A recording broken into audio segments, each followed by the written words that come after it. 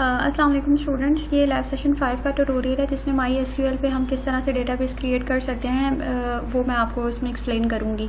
सो यहाँ पर मैंने स्टेप बाय स्टेप इसके स्क्रीनशॉट्स भी अटैच कर लिए हैं। सो अगर किसी स्टूडेंट को इश्यूज़ आए, कोई भी प्रॉब्लम आए तो आप मुझसे डायरेक्टली भी पूछ सकते हैं ऑनलाइन सेशन में। और उसके अलावा यहाँ पर आप इनको भी फॉलो कर सकते हैं, ठीक है।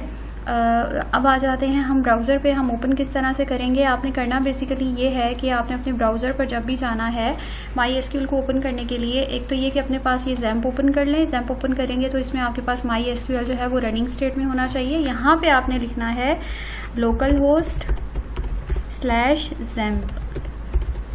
ये जैसे ही आप लिखेंगे तो आपके पास इस तरह का यूज़र इंटरफेस ओपन हो जाएगा। यहाँ पे इधर देखें टूल्स में आपके पास ऑप्शन आ रहा है PHP MyAdmin का, ठीक है। PHP MyAdmin में आप बेसिकली सारे डेटाबेसेस क्रिएट करते हैं। सो यहाँ पे ये मेरे पास कुछ डेटाबेसेस क्रिएट हुए हुए हैं। सो ये लेफ़्ट साइड पे आपको नज़र आ जाएंगे। अब यहाँ पर मैं फॉर एग्ज़ाम्पल बना देती हूँ एम्प्लॉय मैनेजमेंट सिस्टम।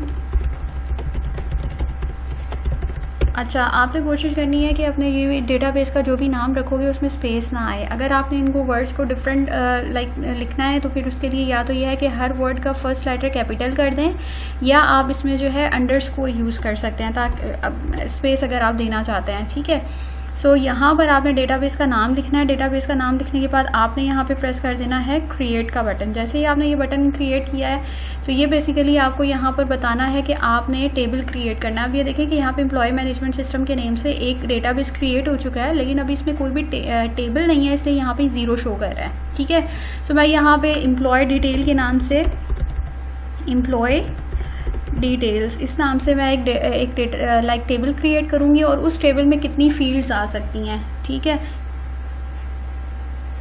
मैंने फॉर नाउ जो है ना 3 पे सेलेक्ट कर दिया है और गो का बटन मैंने यहाँ पर प्रेस किया है। तो आपके पास अब आप यहाँ पर देखें कि ये ऐड हो चुका है। सो यहाँ पर सबसे पहले आईडी मैंने जो लिखी है, पहली मेरे पास जो फील्ड है वो है एम्प्लॉय आईडी की, ठीक है। और उसकी टाइप इंटीजर आप ले सकते हैं, वार भी ले सकते हैं। जैसे अगर आप अपना एनरोलमेंट नंबर देखें तो उसमें भी नंबर्स भी होंगे और कैरेक्टर्स भी हैं, तो इसलिए मैंने यहाँ पे वार लिख दिया है। और उसके बाद यहाँ पे ये एक क्या होगी मेरे पास प्राइमरी की होगी। और ऑटो इंक्रीमेंट का क्या मतलब होता है? ऑटो इंक्रीमेंट का मतलब ये है कि जैसे वो कोई भी रिकॉर्ड आपने डाला है तो उसकी जो इनिशियल आईडी है वो अगर आप ऑटो इंक्रीमेंट को ऑन करते हैं तो इनिशियली उसकी जो आईडी होगी वो होगी 1। जैसे ही आप सेकंड रिकॉर्ड एंटर करेंगे तो वो 2 हो जाएगी, सो ऑन। सो जितने रिकॉर्ड्स आप एंटर करते जाते हैं उसके अकॉर्डिंगली ये यहाँ पर इसकी आईडी इंक्रीमेंट होती जाती है। लेकिन समटाइम्स हम यूज़र से ले रहे होते हैं, ठीक है। फॉर एग्जाम्पल कोई सी प्रोडक्ट की आईडी है, एम्प्लॉय की आईडी है या स्टूडेंट की आईडी है, तो वो अगर या आप किसी का एनरोलमेंट नंबर देख लें तो वो ऑटो इंक्रीमेंट में नहीं होगा। तो यूज़र से जब आप ले रहे होते हैं इनपुट कोई भी आईडी, तो वो आप यहाँ पर ऑटो इंक्रीमेंट उसको सेट नहीं करते। लेकिन अगर आपने डेटाबेस बना लिया और उसमें आपने कोई भी आईडी रख ली है और आप ये चाह रहे हैं कि वो ऑटो इंक्रीमेंट खुद ब खुद इंक्रीमेंट हो जा रहा है, यूज़र को खुद ना डालना पड़े, तो फिर हम ऑटो इंक्रीमेंट को क्या कर देते हैं, चेक कर देते हैं, ठीक है। इसके बाद ये काम करने के बाद और बाकी सारी डिटेल्स को आपको फिल नहीं करने की ज़रूरत। सो अब आपने करना ये है, यहाँ पे गो का बटन प्रेस कर देना है। गो का बटन प्रेस करने के बाद अब देखो एम्प्लॉय आईडी की तो ये डिटेल्स थी, ये मैंने यहाँ पे सेट कर दी। अब मैंने उस वक्त जब टेबल क्रिएट किया था तो मैंने उस वक्त कितनी फील्ड्स उसमें डाली थी, 3 फील्ड्स। आप चाहें तो मज़ीद फील्ड्स भी यहाँ ऐड कर सकते हैं, ठीक है। अब मैं यहाँ पे लिख रही हूँ फर्स्ट नेम, ठीक है। फर्स्ट नेम के बाद मैंने यहाँ पे लिख दिया सेकंड नेम और उसके बाद आपने एज लिख दिया। और भी फील्ड्स अगर आपने ऐड करनी है तो आप as per your desired add कर सकते हैं। आप फर्स्ट नेम है, ठीक है, वार आपने लिख दिया। आप टेक्स्ट भी ले सकते हैं। एज जो है, एज आपने इसमें क्या लेना है, इंटीजर ही लेना है, ठीक है। यहाँ पर से किसी भी फील्ड को सिलेक्ट करने की ज़रूरत नहीं है। प्राइमरी की किसी भी टेबल के अंदर एक ही होती है, जो इंडेक्स है वो यहाँ पे मैंने सेट कर दिया है। और AI यहाँ पर बेसिकली क्या है, AI आपका ऑटो इंक्रीमेंट है। चूँकि मैंने ये अज्यूम किया है कि मैं कस्टमर से या यूज़र से खुद इनपुट नहीं ले रही हूँ, नहीं ले रही हूँ, तो मैंने यहाँ पर जो है वो ऑटो इंक्रीमेंट को ऑफ कर दिया है, ठीक है। ये जब आप कर लेंगे, आपने सारी फील्ड्स एंटर कर ली, आपने गो का बटन प्रेस करना है।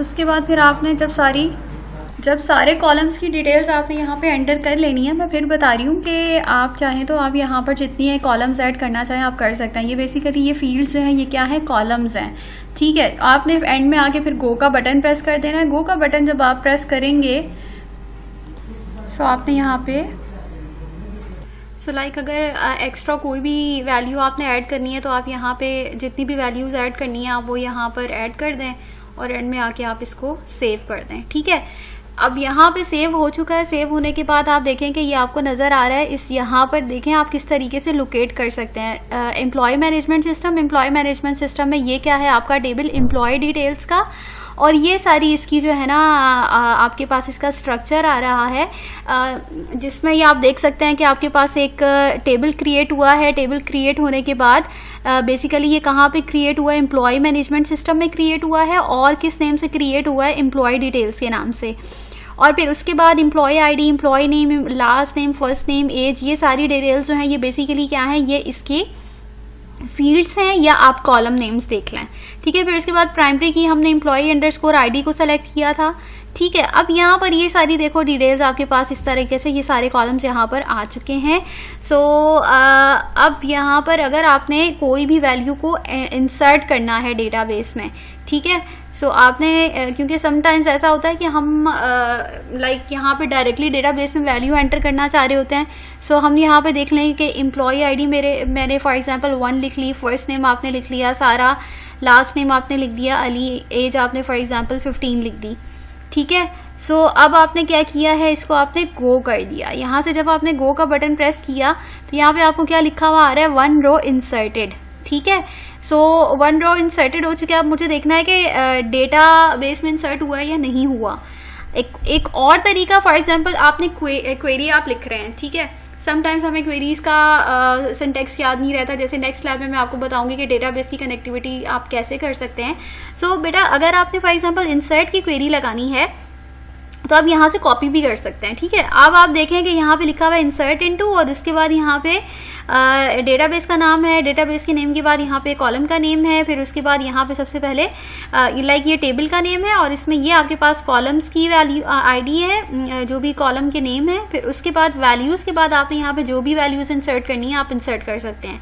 राइट, सो अब हम देखते हैं कि हमने जो लाइक डेटाबेस में वैल्यू एंटर की थी वो एंटर हुई है या नहीं हुई। सो अब जो वैल्यूज हमने एंटर की थी उसको अगर आपने देखना है तो आपने क्या करना है, आप लाइक स्ट्रक्चर में यहाँ पर जाने के बाद अपना डेटा में से जो भी डेटाबेस है ना वो सेलेक्ट कर लो। सो यहाँ से मैंने इसका टेबल सेलेक्ट कर लिया, ये जो लिखा हुआ था। सो अब देखो कि मैंने जो वैल्यू एंटर की थी, अब आप देख लें इसमें ब्राउज पे जाएंगे तो ब्राउज पे जाने के बाद ये वैल्यूज़ देखो जो मैंने एंटर की है ना, उसमें फर्स्ट नेम और लास्ट नेम 0 आ रहा है। 0 किस लिए आ रहा है, आप स्ट्रक्चर पे आए, स्ट्रक्चर पे आने के बाद ये देखो कि मैंने फर्स्ट नेम और लास्ट नेम जो है वो इंटीजर सेलेक्ट किया हुआ था। तो मैंने इन दोनों को करना है चेंज, ताकि ये किस में चेंज हो जाए। बेसिकली फर्स्ट नेम को मैंने यहाँ से कर लिया है var4। ठीक है, इसको मैंने सेव कर दिया है। इसी तरीके से ये आप देखो कि यहाँ पर var4 हो चुका है। इस तरीके से मैंने लास्ट नेम को भी यहाँ से मॉडिफाई कर दिया है और मैंने यहाँ पे इसको var4 कर दिया है। ठीक है, सो इसको भी मैंने सेव कर दिया। ये काम मैंने इसलिए किया है ताकि अगर बिलफर्ज आप लाइक बाय मिस्टेक आपसे किसी भी कॉलम की जो टाइप है वो गलत एंटर हो जाती है तो आप उसको कहाँ से करेक्ट कर सकते हैं। सो इस तरह से आप देखें कि करेक्ट हो गई है। तो अब जो है लाइक इंसर्ट के ऑप्शन पे जाके मैं दोबारा वैल्यूज एंटर करती हूँ। सो मैंने यहाँ पे ले लिया फॉर एग्जांपल 3, फर्स्ट नेम मैंने ले लिया है अली,